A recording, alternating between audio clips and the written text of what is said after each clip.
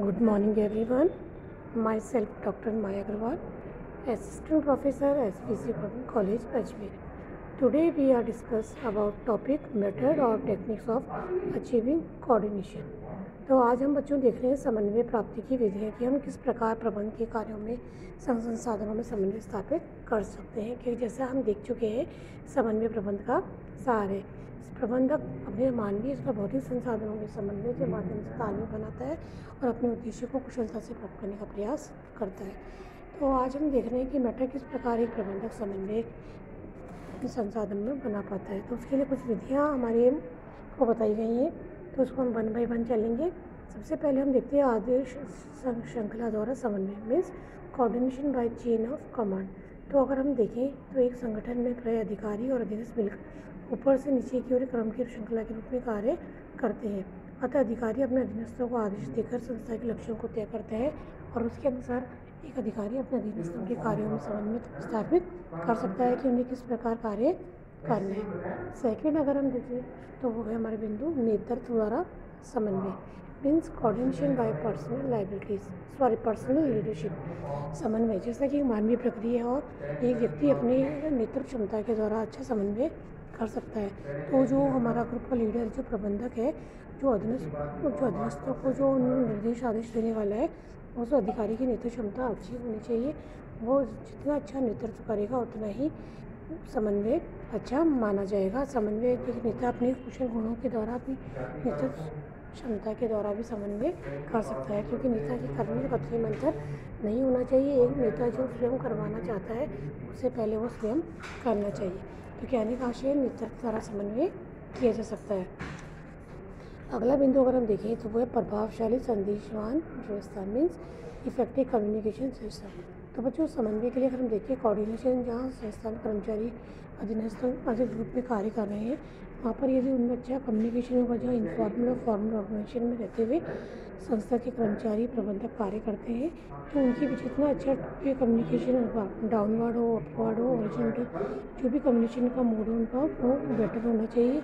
यदि effective communication होगा बिना किसी एरर के कम्युनिकेशन होगा किसी बैरियर के तो वो अपनी बात स्पष्ट रूप से एक दूसरे को पहुंचा पाएंगे और उनके कार्यों में किसी प्रकार का दोहराव नहीं होगा और जो भी समस्या है या कोई ग्रीवनेस है एक दूसरे को सही समय पर दे पाएंगे। उससे क्या होगा संस्था की जो उनकी क्रिया है मानवीय संसाधनों की और भौतिक संसाधनों के उपयोग संबंधित उनमें पर्याप्त तालमेल बना रहेगा। इसी प्रकार अगला बिंदु अगर हम देखें तो संस्था के नीति विवरण भी संस्था के समन्वय साधन के रूप में माने जाते हैं, क्योंकि कर्मचारियों के नीति विवरण बने होंगे तो कर्मचारियों को पता है उन्हें नीतियों के अनुरूप कार्य करना है, इन लक्ष्यों के अनुरूप कार्य करना है, तो इसलिए वे मार्गदर्शन मिलता रहता है, वो विचलित नहीं होते और समन्वय की दिशा में एक अच्छे साधन के रूप में ये काम में ली जाती है। इसी प्रकार अगर हम देखिए आत्म समन्वय सेल्फ कोऑर्डिनेशन, तो आजकल अगर हम देखिए आत्म समन्वय को भी कोऑर्डिनेशन के मेथड रूप में माना जाने लगा है। जैसा कि हम पहले देख चुके हैं आत्म समन्वय के लिए प्रत्येक कर्मचारी को अपने दूसरे कर्मचारी को कार्य विधान में रखना होता है। उसके बाद देखकर अपने कार्य में स्वयं समन्वय बैठा लेता है, यानी जो संगठन में हम कार्य देखते हैं तो प्रत्येक विभाग और विभाग की क्रिया से जुड़ी हुई होती है।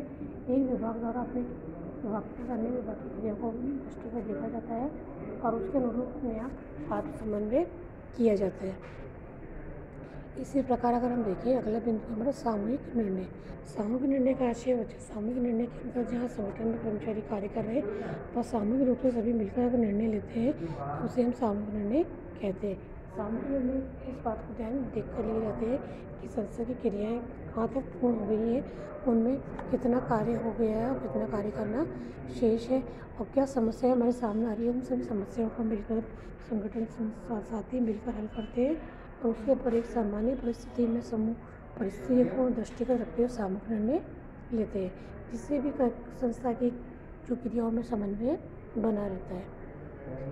अगला बिंदु है हमारा सुदृढ़ संगठन मतलब है साउंड ऑर्गेनाइजेशन। आज जहाँ कर्मचारी कार्य करता है तो हमारा ऑर्गेनाइजेशन जितना साउंड होगा, जितने अच्छे हमारे ह्यूमन रिलेशंस होंगे, जितनी अच्छी हमारे संसाधन होंगे उतने ही आपके समन्वय संसाधनों में पाया जाएगा। यदि मानवीय व्यवहार अच्छा नहीं है, जहाँ कर्मचारी कार्य कर रहे हैं तो उनके बीच में कभी भी अच्छे संबंध नहीं हो सकते। तो होता है जहाँ कर्मचारी कार्य कर रहे हैं वहाँ ह्यूमन रिलेशंस अच्छे होने चाहिए, तभी आपका साउंड ऑर्गेनाइजेशन माना जाएगा। इसी तरह से अगला बिंदु अगर हम देखें तो है समन्वय समिति, यानी जहाँ कर्मचारी कार्य करता है तो वहाँ संस्था के कार्यों में क्रियाओं में समन्वय बनाए जाने के लिए समन्वय समितियों का निर्माण भी किया जाता है।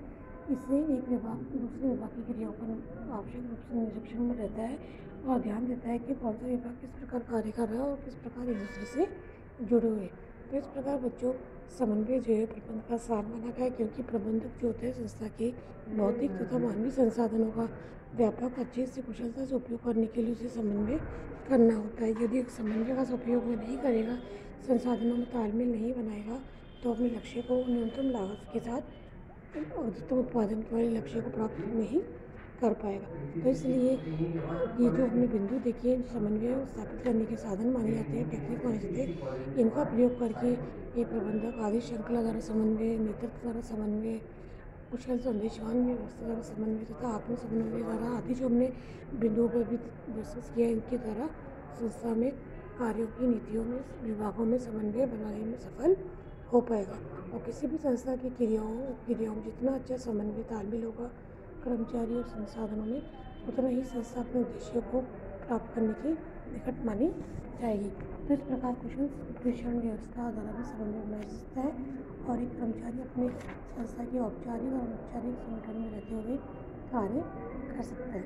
हालांकि समन्वय स्थापित करने में कई बार बाधाएं उत्पन्न होती है, लेकिन यदि मानवीय व्यवहार संबंधी बाधाएं आए तो उनको कर्मचारी और अधीनस्थ कर्मचारी और प्रबंधक मिलकर अपने व्यवहार में दृष्टिकोण में परिवर्तन करने के साथ ही बदलाव ला सकते हैं। तो इस प्रकार वो संस्था की क्रियाओं में समन्वय स्थापित करके हम लक्ष्य को प्राप्त कर सकते हैं।